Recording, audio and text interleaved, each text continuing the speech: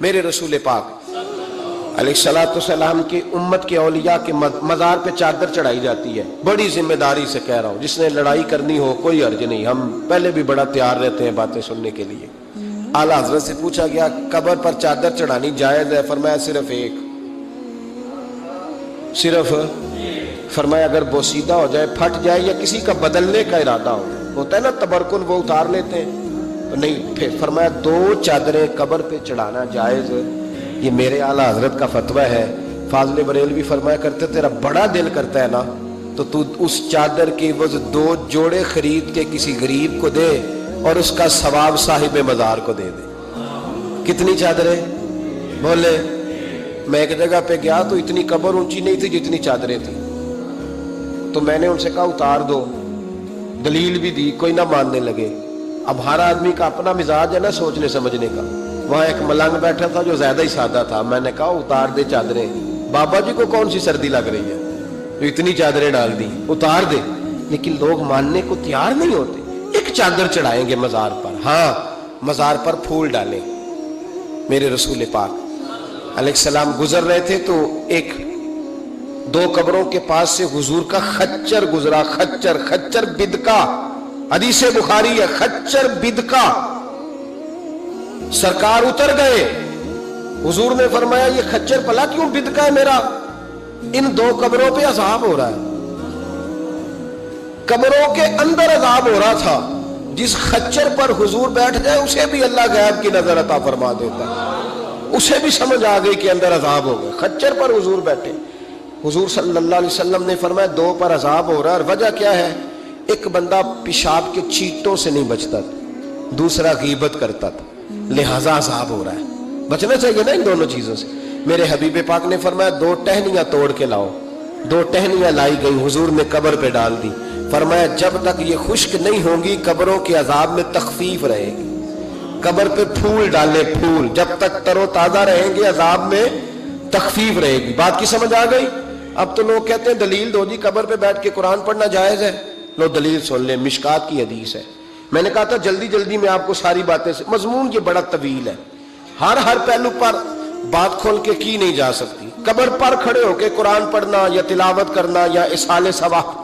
سنو, مشکات میں حدیث ہے, کتاب الایمان میں, رسول پاک پڑھیے درود شریف صلی اللہ تعالی علیہ وسلم. حضور صلی اللہ علیہ وسلم نے حضرت سعد بن معاذ کا جنازہ پڑھایا, پھر حضور قبر پہ کھڑے ہو گئے اور نبی پاک تسبیح پڑھنے لگے, سبحان اللہ والحمد للہ ولا الہ الا اللہ واللہ اکبر. پھر حضور نے پڑھا سبحان اللہ والحمد للہ ولا الہ الا اللہ واللہ اکبر. حضرت انس بن مالک کہتے ہیں حضور کے چہرے کا اچانک رنگ بدلا, آنکھوں میں آنسو آئے. حضور نے زور سے پڑھنا شروع کر دیا سبحان اللہ والحمد للہ ولا الہ الا اللہ واللہ اکبر. کہتے ہیں حضور نے زور سے پڑھا, آہستہ آہستہ محبوب کے چہرے پہ خوشی آنے لگ گئی. جب حضور فارغ ہو گئے, دعا مانگی, نکلنے لگے تو عرض کی یا رسول اللہ یہ کیا تھا؟ حضور فرمانے لگے تمہارے بھائی کی قبر تنگ ہو گئی, میں نے تسبیح پڑھی ہے تو اللہ نے اس کی قبر کو کشادہ کر دیا ہے, اللہ نے اس کی قبر کو. تو پھر اس کا مطلب ہے قبروں پہ کھڑے ہو کے تلاوت کرنا, عبادت کرنا, ان کے لیے کوئی تسبیحات پڑھنا, یہ نبی پاک کی سنت ہے صلی اللہ تعالی. یہ مسئلہ بھی سمجھ میں آ گیا. اب آگے چلتے ہیں. کہتے ہیں جی ختم, پھر آخر میں ختم شریف ہی رہ جاتا ہے تو وہ ختم شریف نہ پڑھیں. اگر آپ مجھ سے میرا چھوٹا سا تجربہ پوچھیں نا, تجربے کی بات یہ ہے کہ اب ختم نہ دلانا فیشن ہے. اب یہ فیشن ہے کیونکہ اب لوگ کام وہ کرنا چاہتے ہیں جو باپ دادا نے نہ کیا ہو, تھوڑا سا انوکھا کام, ذرا سٹائل ذرا ہٹ کے, کیونکہ ختم دلانا بزرگوں کا طریقہ چلا آ رہا ہے. کہتے ہیں ختم دلاتے ہیں بڑی معذرت کے ساتھ, کچھ باتیں مجبوری ہوتی ہیں, وہ ہماری مجبوری ہوتی ہے. ہم پر سوالات کیے جاتے ہیں تو ہمیں پھر اپنی جماعت کی ترجمانی کرنی پڑتی ہے, اور بعض جگہ پہ دل نہیں کرتا بات کرنے, طبیعت نہیں چاہتی, بلکہ یوں سمجھ لیں کچھ لوگوں کو ہم اس قابل نہیں سمجھتے ان پر بات کی جائے. لیکن پھر بھی بات, جب سوال اٹھتا ہے تو بات کرنی. میں نے بڑا عرصہ پہلے کہا تھا کہ عیسائی ہو نا, غریب ماڑا, تو لوگ پوچھ لیتے ہیں اس کے ساتھ کھانا کھانا جائز ہے, پوچھ لیتے ہیں نا. اگر ٹرمپ آ جائے تو جی وہ بھی صحیح ہے کہ نہیں؟ بولے یہ جو آپ کے وہ آتے ہیں وزیر خارجہ وہاں سے، یا ان کا کوئی رکن پارلیمنٹ آتا ہے، تو آپ کے وزیر اعظم وزیر خارجہ ان کے اعزاز میں ظہرانہ دیتے ہیں نا، تو ٹیبل پہ کھانا لگا ہوتا ہے، ادھر ہمارا بیٹھا ہوتا ہے، ادھر ان کا بیٹھا ہوتا ہے، جائز ہے؟ پوچھا کسی نے مسئلہ؟ کیوں؟ وہ تگڑا اس لیے پاکستان کا عیسائی ہو تو فتویٰ اور ہے، اور امریکہ کا ہو تو فتویٰ، بولے صحیح کہہ رہا ہوں؟ امریکہ والے عیسائی ہیں کہ نہیں؟ سارے عیسائی ہیں۔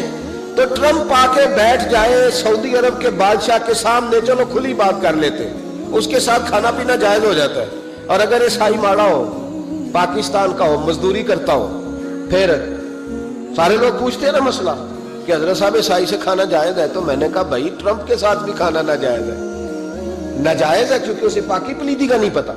جن چیزوں کو آپ ناپاکی سمجھتے ہیں ان کو خبر ہی نہیں کیا کرنا ہے۔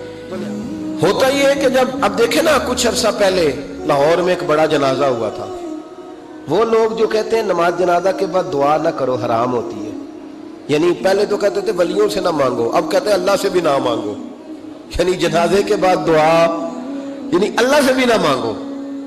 تو پہلے عام آدمی کے لیے فتویٰ اور تھا، لیکن اگر سابقہ وزیر اعظم کی بیوی کا جنازہ ہو تو پھر فتویٰ پھر کیسے جائز ہو گئی؟ اب دعا جائز ہے؟ یہ ظلم ہے، یہ امت کے ساتھ یہ زیادتی ہے۔ ابو داؤد کی حدیث ہے، رسول پاک علیہ السلام نے فرمایا جب تم جنازہ پڑھ لو تو فخلصوا لہ الدعاء، پھر مرنے والے کے لیے مخلص ہو کے دعا مانگو۔ مانگنی چاہیے نا۔ لوگ افتراق پیدا کرتے ہیں، فرق نہ، یہ درست نہیں ہے۔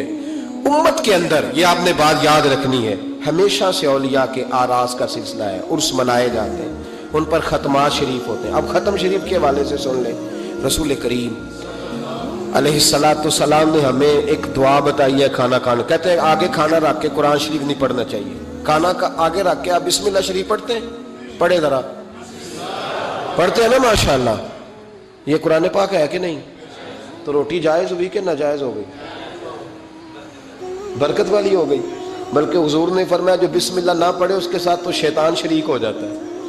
تو ہم تو بھائی ہر روٹی ختم پڑھ کے کھاتے ہیں، ایک آئے تو ہم ہر کھانے سے پہلے پڑھتے ہیں، تو آپ اس بات سے منع کر رہے ہیں، کہتے چلے جی آپ پڑھ لیں، آیتیں پڑھ لیں، پھر دعا نہ مانگے۔ لو سن لو، سامنے کھانا رکھ کے دعا، کس بات میں الجھ گئے یار؟ امت کو بڑی بات بتاؤ، دنیا بڑی آگے چلی گئی، انہیں آگے لے کے جاؤ، تم کیا کر رہے ہو؟ کہنے لگا جی دعا نہ مانگے، توجہ کرنا میری بات پہ، کھانا آگے رکھ کے نہ مانگے۔ تو میں نے کہا تو سائیڈ پہ رکھ کے مانگ لیا کر، کھانا دور رکھ لیا، دعا یہاں مانگ لی، ہمیں کوئی اعتراض، لیکن مانگا کر، دعا مانگا کر۔ اب حدیث مسلم سن لیں، صحیح مسلم کی حدیث ہے، رسول کریم علیہ السلام کے صحابہ تبوک سے واپس آ رہے تھے، اور وہ سینکڑوں میں نہیں ہزاروں میں تھے، کھانا ختم ہو گیا، پانی بھی ختم ہو گیا، صحابہ کرام نے مشورہ کیا آپ اس طرح کرتے ہیں، ایک ایک اونٹ ذبح کرتے ہیں، ذبح کر کے اونٹ پکانا شروع کرتے ہیں۔ ختم شریف کی بات عرض کر رہا ہوں، کیونکہ اب ختم ہو گیا، سارے جمع ہو کے حضرت عمر کے پاس گئے، کہنے لگے حضور اس طرح کریں، ہم ایک ایک اونٹ اب ذبح کریں گے اور اسے کھائیں گے۔ حضرت عمر فرمانے لگے اونٹ ذبح کر لو گے تو سواری کس پہ کرو گے؟ کہ حضور پھر کیا کریں؟ فرمایا جتنا جتنا کھانا تمہارے پاس ہے نا میرے پاس لاؤ۔ کسی کے پاس اتنی سی کھجوریں تھیں، کسی کے پاس آدھا کلو سرکہ تھا، کسی کے پاس چند بچے ہوئے ٹکڑے تھے، سارا کچھ حضرت عمر کے پاس لائے۔ جناب عمر نے اپنی چادر میں، اپنے صافے میں سارا کچھ باندھا، سیدھے دروازہ رسول پہ پہنچ گئے، نبی کریم علیہ السلام کے آگے کھانا رکھ کے، آگے لنگر رکھ کے حضرت عمر کہنے لگے یا رسول اللہ ذرا برکت کی دعا کر دے، ہزاروں میں لشکر ہے۔